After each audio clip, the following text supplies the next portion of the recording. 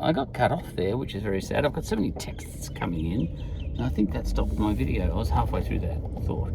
All right, so my son, declared that it's pointless to discuss anything more than about 52 lines of symmetry through a circle, and you know what I was getting at. And by the same token, I'm sure he would argue that the maximum number of slices that you can cut a pizza into would be about 52. I'll bet you he would say that. He's out of the car now. And the whole world used to think like that. What's the point? It had to be. Things had to be a bit, things had to be measurable for you to bother even thinking about them. I think that's the way it was before Newton and before calculus.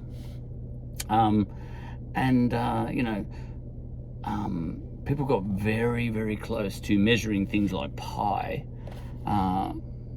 by dividing up circles into little slices,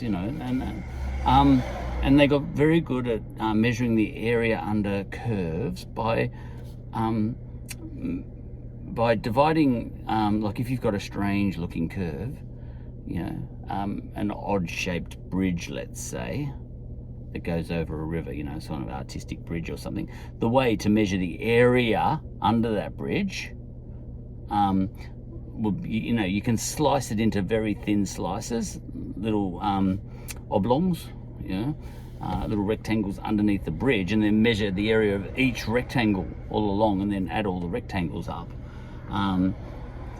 Like the Sydney Harbour Bridge, and then you got the road underneath. What's the area chopped out by the Sydney Harbour Bridge? Well, you can measure, how the Sydney Harbour Bridge has got lines. I'd have to get a picture of it. I think it's got lines going down, the cables or whatever. If it hasn't, imagine a bridge that has. And what you can do, you can pretend that they're rectangular, all those things, even though it's not quite rectangular at the top because you've got a bit of an angle there. But by just pretend the top is square. And once you measure all those, that's pretty close, And Archimedes was a champion of this sort of stuff, and he used to get the slices very thin, and he used to work out things like the area of a circle and all that sort of stuff, and even more complex things by more clever slicing up of things, even solids. This is all geometry, and he measured the volume of a sphere, and then he started playing and he measured the volume of a cone, and then he measured the volume of a sphere that would fit neatly into a cone, and he found a relationship between the two volumes, and that blew his mind, and it blew his mind so much. The ratio of the two volumes was a perfect number. Perfect? See, he couldn't measure it perfectly, but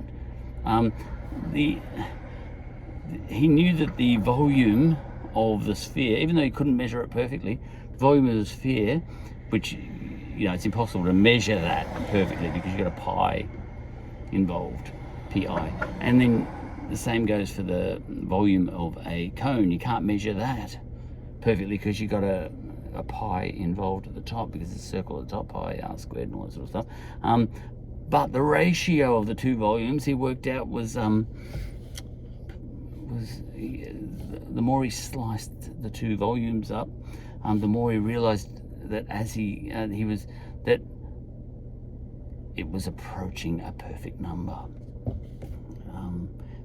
Every time he went finer, it was. Now, what is that? I actually can't remember, but the volume of a sphere is, I think, 2/3 or something the volume of a cone, and that corresponds exactly to having a piece of string on a guitar, or a lute in his time, and putting your finger 2/3 along, and I won't have the, I can't remember the exact numbers and all that sort of stuff, but and that plays a perfect fifth. Or if you leave the string 2/3 as long, compared to an open string, you know, you got a perfect fifth, and all this sort of thing was just blew his mind. It blew his mind so much because he knew he had discovered order in the universe, a certain type of order, mathematics in the universe that people had hitherto not been sure existed, you know, and he had discovered it, and he put that on his gravestone. What did he do? Did he put a picture of the cone and a picture of the sphere on his gravestone? Somehow he represented all of that on his gravestone. All right, that was Archimedes, but the point is, he wasn't ever, as far as I know, he never went as far as to, like, he got the ratios between the sphere and the cone going very nicely, thank you very much, and, you know, was able to approach a perfect number with all of that. But as far as the volume of a sphere or an area of a circle or whatever, he just went as fine as he could. But he didn't go so far as to do the mathematics of an infinite number of slices on a pizza. He didn't go that far because there was no point. If he went as fine as he could with his measuring instruments, you know, in dividing a circle up into as many pieces as he could. He went as fine as he could, and not only the area of a circle, but an area under other curves as well, parabolas and all that sort of stuff. He went as fine as he could, taking slices of all these shapes and then adding up the areas of all the slices and all those sorts of things. And the same goes with volumes, you know. And when he got as fine as he could, he said, "That's as good as I can do. You know, I can't go any smaller. I can't go any thinner." Archimedes actually came to Sydney on one occasion, and he measured. He sliced all the area under Sydney Harbour Bridge, and he tried to work out the area carved out by the Sydney Harbour Bridge. And he got very close, but he said, "That's as close as I can get. You know, I've gone down to a millimetre. That's damned close. You know, if you're going to go and buy some paint, you know, if you're going to put a wall on the side of the Sydney Harbour Bridge and you want to paint that thing, I can tell you how much paint to buy, and I'll be very, very close, you know. But I can't go any further than that. That's as much as I can do. My eyes, I'll go blind if I try and go to a quarter of a millimetre and a tenth of a millimetre and a hundredth of a millimetre." In essence, what Archimedes was basically saying is, I can slice things so thin, thinner than anybody can imagine, wonderfully thin, but no thinner, you know. So I'm the best in the world. I can get you as thin as I can, and you've got the best of the best, you know. But what happened was, after Archimedes, many centuries later, was it an Indian or something like that, or a Persian or an Arab or something, invented algebra, and his name was Algebra. It was very similar to the name algebra. And see, what Archimedes was stuck with, he didn't have algebra. And the way algebra works is if you're trying to slice a pizza up without algebra, your brain is sort of still stuck in the finite world of thinking, where's the sharpest knife I've got, and how fine can I do that? But your brain is not imagining the million slices between each slice, you know, because you could go really thin, you know. That's a slice, you know, there's a slice. Ooh, I can use the steering wheel. And you can go that thin, but you're not, I'm shaking there, aren't I? You can, I haven't got MS yet, see. But I shoot with that hand. And so, you know, with algebra, what you can do is you can take a slice like that, and you can imagine trillions of slices in between. In fact, what you might call an infinite number of slices in between, even though it's not possible to come up with a number that represents that many numbers, that many slices, in your head you can say it's X. And people say, what's X? Just a hell of a lot. X is just a hell of a lot. So this steering wheel, if you could see the whole thing, how many slices can I slice this steering wheel up into? back in Archimedes' time, I would say, you know, the most I can slice this steering wheel up into, in terms of sections, is, I think, 1 billion. I could, even if I had the most beautiful lathe, that could slice, and all that sort of stuff, 1 billion, but don't talk to me about 1 trillion. But when algebra came along, you didn't have to actually put a number on it. You could just say X. And people would say, what's X? Just many. Like really many. And they say, like, as many as you can even think. No, more than that. More slices of this steering wheel or this pizza than you can even imagine. And say, wow, that's a lot of slices. And then you can say, yeah. And then once you've done that,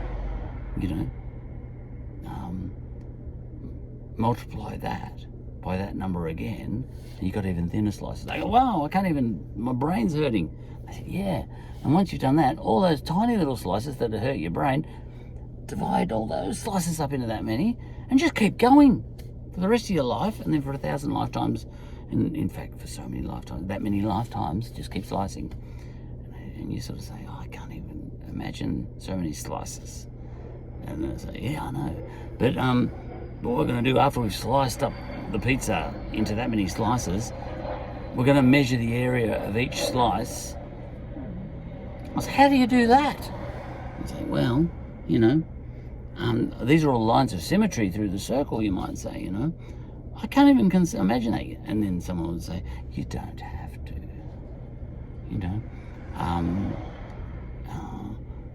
just let it be X. Just let it be. When I find myself in times of trouble, calculus comes to me, and you say, just let it be X. And then Newton, once he put a couple of these magic pieces together, he grabbed all of that Archimedes stuff, and then he grabbed this idea of algebra. He grabbed Archimedes from Greece, and he grabbed Algeria. I say Algeria. Algebra. Is there a relationship? That was a Freudian slip. Algeria. Algebra? Algebra from wherever that came from.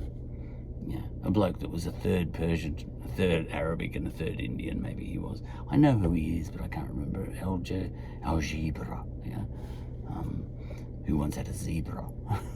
All right, but once Newton was able to, in the same way that that Archimedes was able to find a relationship between the cone and the sphere. I don't know if this is too much of a metaphor that doesn't even quite work, but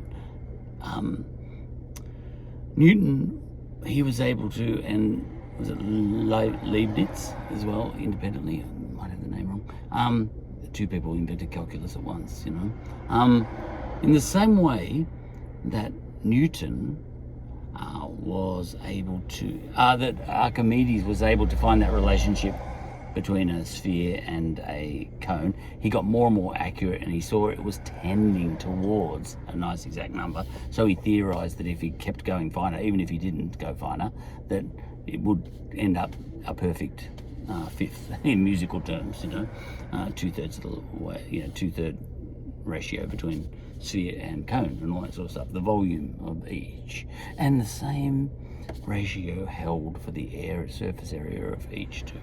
When you compare the two surface areas, that blew his mind. I think he might have put that on the grave as well.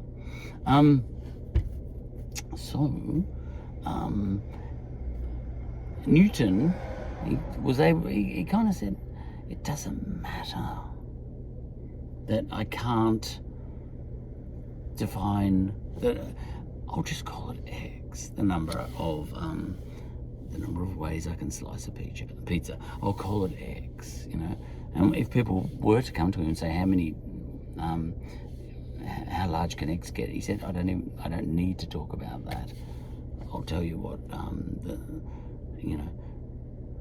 I can use my mind, rather than actually get the knife out and cut the slice. We'll start using our mind to mentally cut the slices and see which way it's all going, And he was able to come up with formulas and all that sort of stuff.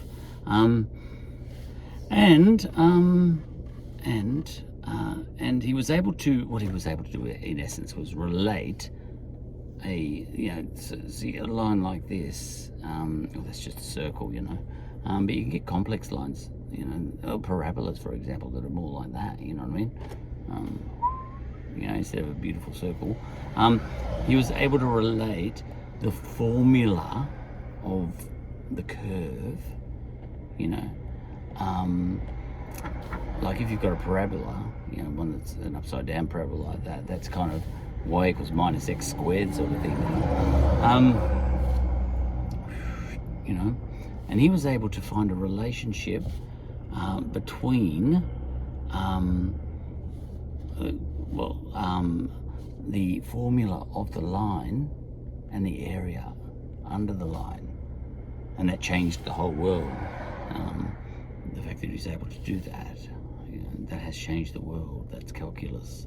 The fact that he was even able to do that, because before that people were trying to manually do it, and now we could mathematically do it. And Newton discovered this, and I think the other guy, Leibniz, did as well. All right, that'll do for now. All that came from lines of symmetry. My son said a maximum of 52 lines of symmetry in a circle. That was in part, you see, this is now part 2 of a 2-part episode. So part 2, in part 1, my son said, a circle only has about 52 lines of symmetry, because by the time you draw those 52 lines, he's thinking of a pencil, You can't even see the circle anymore. So that's about as many lines of symmetry as you can have in a circle. And that's roughly what Archimedes used to say too. Although I'm sure he had some idea of, I don't know what idea of infinity Archimedes had. I think the Greeks tended to, look, I'm not an expert on the Greeks. Only the Greeks are. And only the Greeks back then are, probably. Not Greeks these days too. And a lot of other people too, but not me. But the Greeks, if they couldn't, what is this, Aristotle empiricism or something? If you can't measure it, and let's not waste too much time on it, let's just get as accurate as we can with stuff we can measure, And they were a bit like that. So they were a bit like Alex, my son. Ooh, I said his name. And I tend to try not to say names on this on the podcast. Anyway, YouTube thingy. So he's got a Greek name too. So no wonder he thinks like a Greek, and he is Greek. Anyway, that's a whole other story. So he was thinking like the ancient Greeks. If that's as many as I can measure. Then I can't see the circle anymore. So there's no point saying it's got 150 lines of symmetry. I'll just say it's got 52, because by then my pencil has made the circle completely disappear. And now he's thinking like everyone in the world thought, I think, by saying that, prior to Newton and prior to calculus. And when Newton came along, what you had there was Newton saying, just imagine you have the most wonderful pencil that is able to draw infinitely thin lines of symmetry. How many lines of symmetry now? And an infinite number of them, really. An infinite number of very thin slices of a pizza, but each one of those is an infinitesimally small area. So you're kind of multiplying. You got a huge number multiplied by something that's really close to zero. Normally, really close to zero. Normally, if you multiply something by zero, it's zero. And the closer you get to zero, then you would think, then whatever you multiply that thing by should be zero. But the closer you get to zero, at the same time, you're getting more and more slices at the same time. And so that when you multiply all those slices, the area of all those little slices, and you multiply them by the number of those slices, by the area of each of those slices, even though the area of each of those slices is really, for all intents and purposes, zero, even though you're multiplying a number by zero, but not quite zero, no matter how close to zero you get, because the number of slices keeps increasing at the same rate, you do end up with pi r squared as the area of this steering wheel. That'll do for this episode.